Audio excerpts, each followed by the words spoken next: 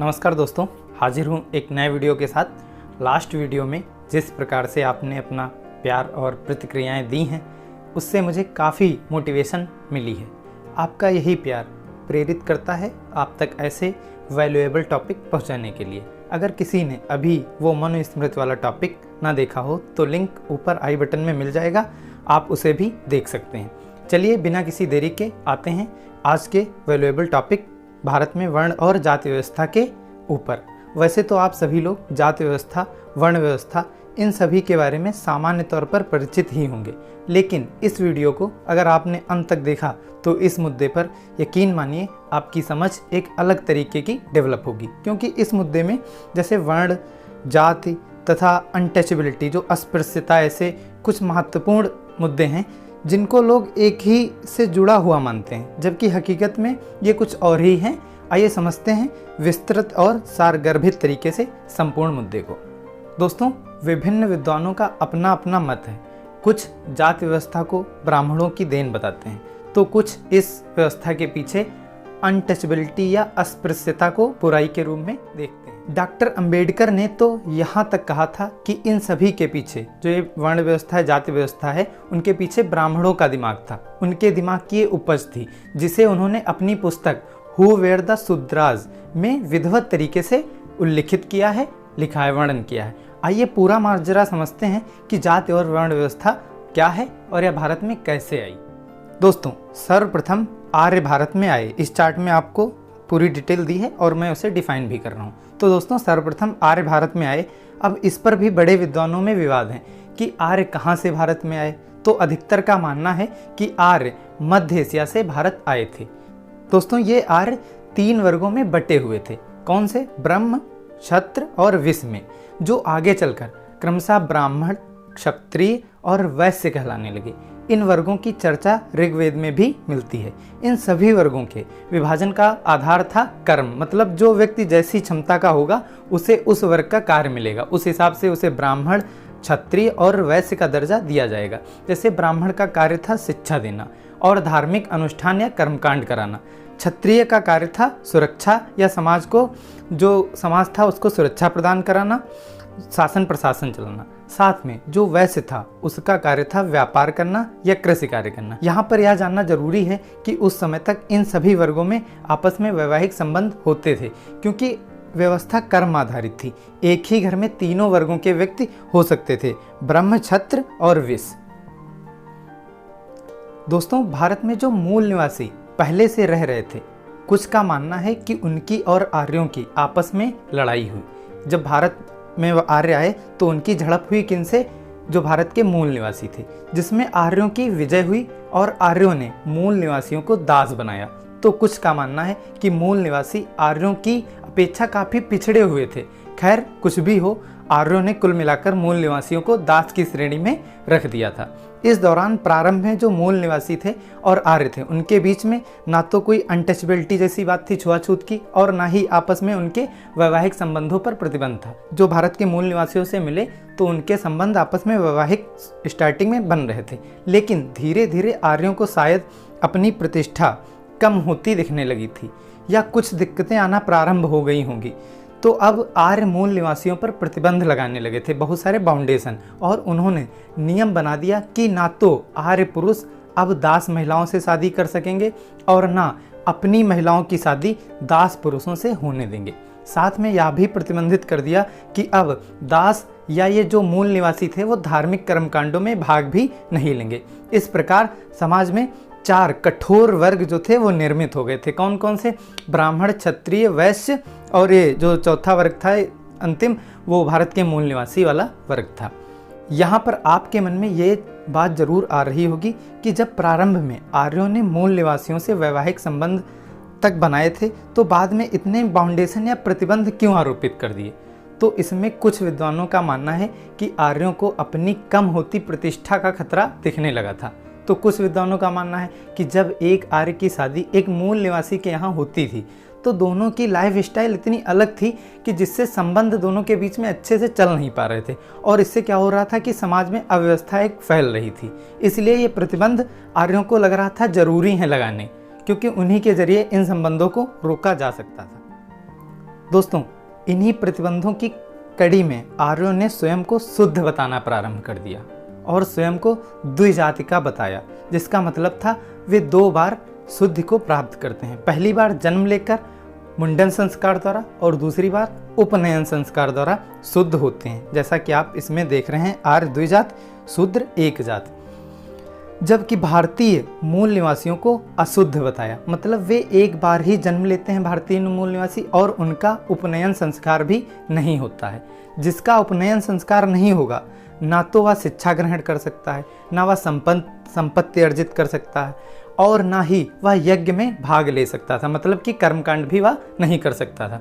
कुल मिलाकर इन मूल निवासियों को, जिनको आर्यों ने स्टेटस में काफ़ी नीचे कर दिया था, इन सारे प्रतिबंधों से वे अब शूद्र कहलाने लगे थे। तो यहाँ पर शूद्र का कॉन्सेप्ट इंटर करता है कास्ट सिस्टम में।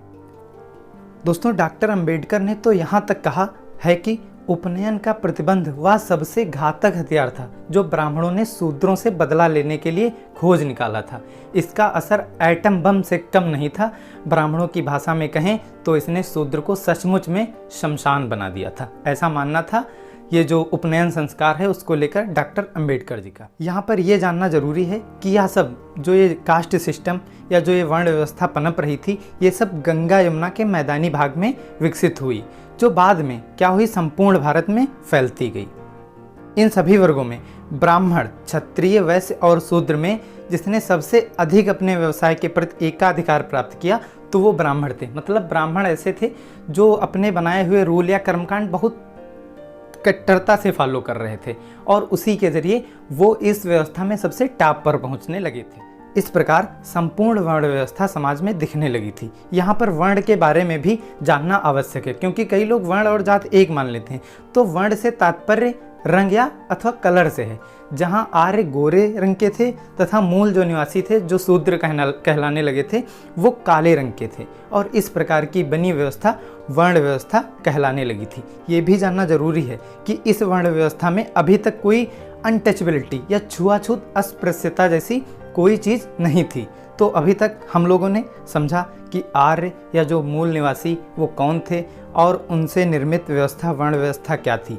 अब समझते हैं अस्पृश्यता या अनटचेबिलिटी और जाति व्यवस्था वो कैसे आगे बढ़ी। अब एक बात आप सभी के मन में शायद फिर से आ रही होगी कि जब आर्यों ने वैवाहिक संबंधों पर प्रारंभ में प्रतिबंध फाउंडेशन लगाया था, तो क्या एकदम से समाज में आर्यों और शूद्रों के बीच विवाह होना बंद हो गए होंगे? तो ऐसा नहीं हुआ। अब प्रतिबंध तो था, लेकिन फिर भी कुछ संबंध बन रहे थे। आज भी तो होता है कि कुछ चीज़ों पर प्रतिबंध समाज लगाता है, उसके बावजूद वे एकदम से तो बंद नहीं हो जाती हैं। काफ़ी समय बाद उन पर थोड़ी बहुत रोक लगने लगती है। दोस्तों, अब यहीं से वास्तविक खेल प्रारंभ होता है अस्पृश्यता या अनटचेबिलिटी का। आर्यों ने अब इस प्रतिबंध को कठोर करने के लिए कि आर्यों की जो लड़कियां हैं उनकी शादी शूद्रों से ना हो पाए, इसके लिए एक और कठोर नियम बनाया कि अगर किसी ब्राह्मण की लड़की से विवाह अगर कोई शूद्र पुरुष करता है तो ऐसे विवाह को प्रतिलोम विवाह का नाम दिया जाएगा, जिसका मतलब उच्च वर्ण की लड़की का विवाह निम्न वर्ण के पुरुष शूद्र से होगा तो इसे प्रतिलोम विवाह माना जाएगा, जो कि समाज में अमान्य कर दिया गया था। और इससे जो उत्पन्न संतान होगी उसको क्या नाम दिया जाएगा? चांडाल। उसे चांडाल का नाम दिया जाएगा और वो चांडाल के नाम से जाना जाएगा। जो कैसा होगा? अस्पृश्य होगा, मतलब अनटचेबल, उसे कोई छू नहीं सकता। अगर वो उसे छुएगा तो क्या होगा? वो अस्पृश्य हो जाएगा, छूत हो जाएगा। प्रारंभ में सिर्फ चंडाल संतानों को ही अस्पृश्य माना गया। बाद में जब इनकी संख्या बढ़ी धीरे धीरे, क्योंकि शादियां तब भी हो रही थी लगातार कहीं ना कहीं थोड़े बहुत स्तर पर, तो सभी शूद्रों को भी अस्पृश्य माना जाने लगा। यहीं से उत्पन्न होती है कास्ट सिस्टम या जाति व्यवस्था। दोस्तों, अब अगर जाति व्यवस्था को समझें तो जाति व्यवस्था क्या है? जाति व्यवस्था इक्वल टू वर्ण व्यवस्था प्लस अस्पृश्य समूह प्लस व्यावसायिक समूह। तो जाति व्यवस्था में वर्ण व्यवस्था शामिल है, आप समझ चुके हैं। अस्पृश्य समूह चांडाल वो कौन है, वो आप समझ चुके हैं। और इसमें एक व्यावसायिक समूह, जो ये पूरी व्यवस्था थी उसमें सभी के अपने अपने कार्य उनकी जात के आधार पर बटे हुए थे, तो ये था व्यावसायिक समूह, जिसको जो है जजमानी व्यवस्था के नाम से भी जानते हैं। अगर आप कहेंगे तो इस पर भी एक सेपरेट वीडियो बना दिया जाएगा, काफ़ी बड़ा मुद्दा वो भी है। तो इस प्रकार आपने पूरी जाति व्यवस्था, वर्ण व्यवस्था, इन सभी को समझ लिया है। दोस्तों, पुरुष सूक्त में तो ब्रह्मा के मुख से ब्राह्मण, भुजाओं से क्षत्रिय उनकी जंघा से वैश्य और पैरों से शूद्रों की उत्पत्ति दिखाई गई। अतः यह भी इन सभी के स्टेटस का सूचक था कि कौन किस स्थान पर है समाज में। वैसे जाति शब्द का पहली बार प्रयोग पतंजलि ने किया था। इस प्रकार भारत में वैदिक काल में वर्ण व्यवस्था से जाति व्यवस्था स्थापित हुई और उत्तर वैदिक काल में जाति व्यवस्था का संपूर्णता विकास हो गया था। तो कुल मिला के जो ये वैदिक काल था उससे चालू हुई ये पूरी व्यवस्था उत्तर वैदिक काल तक संपूर्ण रूप से स्थापित हो गई थी। आपको यह भी जानना जरूरी है कि उत्तर भारत की तुलना में दक्षिण भारत में जो कास्ट सिस्टम था वो अधिक कठोरता से लागू था। क्यों, ऐसा क्यों था? क्योंकि उत्तर भारत में ब्राह्मणों और शूद्रों के बीच दो वर्ग क्षत्रिय और वैश्य भी मौजूद थे, जबकि दक्षिण भारत में ऐसे कोई वर्ग मौजूद नहीं थे। वहाँ पे सिर्फ ब्राह्मण और वैश्य थे, तो इनके बीच में दूरी ऑटोमेटिक बढ़ती गई और इस प्रकार से दक्षिण भारत में ये काफ़ी कठोरता से फॉलो होने लगी कास्ट सिस्टम। कुछ विद्वानों के अनुसार ब्राह्मणों के शक्तिशाली होने से पहले ही जो ये कास्ट सिस्टम थी वो पूरी तरीके से समाज में लागू हो गई थी। अतः जाति व्यवस्था के लिए ब्राह्मण जिम्मेदार नहीं है, कुछ ऐसा विद्वान भी मानते हैं। तो यहाँ तक हम लोगों ने समझा वर्ण व्यवस्था, जाति व्यवस्था तथा उसमें मौजूद अनटचेबिलिटी को। दोस्तों, मान लो आपको अगर कुछ बिंदुओं के माध्यम से जाति व्यवस्था को परिभाषित या डिफाइन करना हो तो अभी आपको अवश्य जानना चाहिए, जो मैं अब आपसे डिस्कशन करने जा रहा हूँ। 6 बिंदु मॉडल द्वारा आप इसे और आसानी से समझ सकते हैं कि जाति व्यवस्था कैसे काम कर रही थी उस टाइम। तो ये 6 बिंदु दिए हुए हैं, इनको आप देख सकते हैं, जैसे कि समाज का खंडात्मक विभाजन, सामाजिक व धार्मिक पद सोपान, अंतःविवाही, सहभोज व सामाजिक समागम पर प्रतिबंध, व्यवसाय के चयन पर प्रतिबंध, नागरिक व धार्मिक अक्षमताएं। तो एक एक करके इनको डिफाइन करते हैं। पहले जानते हैं समाज के खंडात्मक विभाजन के बारे में। तो दोस्तों, संपूर्ण जाति व्यवस्था कैसी थी? ऊपर से नीचे का एक हायरार्की क्रम बना हुआ था। टॉप पे कौन थे? ब्राह्मण थे। तो शुद्धता के घटते क्रम में आप देख सकते हैं इस चार्ट में कि ए सबसे टॉप का है और जो ई है उसकी जो स्टेटस है सबसे डाउन है। और जो एक कास्ट सिस्टम थी वो धर्म कर्म पुनर्जन्म का सिद्धांत फॉलो कर रही थी। मतलब कि ए का जिस जाति में वो है उसका उसी में जन्म हुआ है, तो वो जन्म के द्वारा उसने इस जाति को प्राप्त किया है, ऐसे वो नहीं है। और जाति व्यवस्था एक बंद व्यवस्था थी, मतलब कि अगर बी वाला ए में जाना चाहता तो नहीं जा सकता था, ई वाला ए में जाना चाहता तो नहीं जा सकता था। तो कुल मिला के धर्म कर्म पुनर्जन्म का सिद्धांत। तो संपूर्ण जाति व्यवस्था विभिन्न खंडों में विभाजित थी। यही था जाति का खंडात्मक विभाजन समाज का, जिसकी सदस्यता जन्म आधारित थी। इसका कोई उल्लंघन अगर करता तो उसके लिए 2 संगठन भी बनाए गए थे, एक था जाति पंचायत और दूसरी थी जाति परिषद। दोस्तों, जाति पंचायत क्या थी? मान लीजिए प्रत्येक जाति की अपनी एक जाति पंचायत होती थी। यह क्या करती थी? अपनी जाति के लोगों की सहायता, हेल्प करती थी और अपने लोगों को डेविएट या विचलित होने से रोकती थी। जैसे कि ए बी सी डी यहाँ पे जात मान लीजिए आप, तो उनकी अपनी अपनी पंचायतें हुआ करती थी। इसी प्रकार एक जाति परिषद थी, वो पंचायत से बड़ी थी। यह संगठन कैसा था? अंतर जातीय विवादों का निपटारा करने वाला। मान लो ए किसी एक जाति का था और बी किसी अन्य जाति का, तो इन दोनों के बीच अगर विवाद उत्पन्न हो जाता है तो उसका निस्तारण कौन करता था? जाति परिषद। दोस्तों, अब डिफाइन करते हैं दूसरे को, धार्मिक एवं सामाजिक पद सोपान। तो प्रत्येक जाति का अपना धार्मिक स्तर होता था, जिसे कर्मकांडी पवित्रता के आधार पर तय किया गया था। इसमें उच्च जातियों को कुछ प्रिविलेज या विशेषाधिकार प्राप्त थे। इसी आधार पर इनके द्वारा अपराध किए जाने पर इनको क्षमा प्रदान कर दी जाती थी, या तो दंड बहुत ही न्यून दिया जाता था। मान लीजिए कि कोई उच्च जाति का है, उसके द्वारा अगर अपराध हो गया है तो उसे दंड कम मिलता था या मिलता ही नहीं था। लेकिन अगर निम्न जाति के द्वारा कोई अपराध होता था तो उसे कठोर सजाएं दी जाती थी। दोस्तों, अब तीसरे पॉइंट पे बात करते हैं, इंडोगैमस अंतःविवाही क्या होती है। तो इसका मतलब था विवाह एक ही जाति के अंतर्गत हो सकता था, जिसे अनुलोम विवाह कहते थे। इसे समाज में मान्यता प्राप्त थी या इसे सामाजिक मान्यता प्राप्त थी।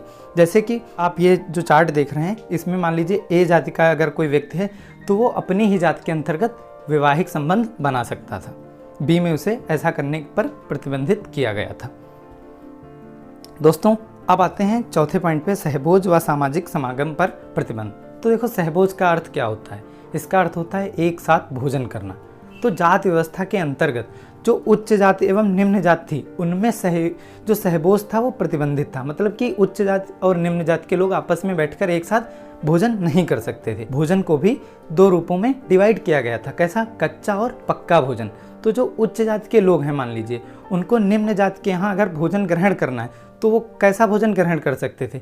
पक्का, कच्चा नहीं, क्योंकि पक्का जो भोजन था उसको घी द्वारा तल दिया जाता था और ऐसी मान्यता थी कि घी द्वारा तला हो जो हुआ भोजन है उसकी अशुद्धियाँ दूर हो जाती थी।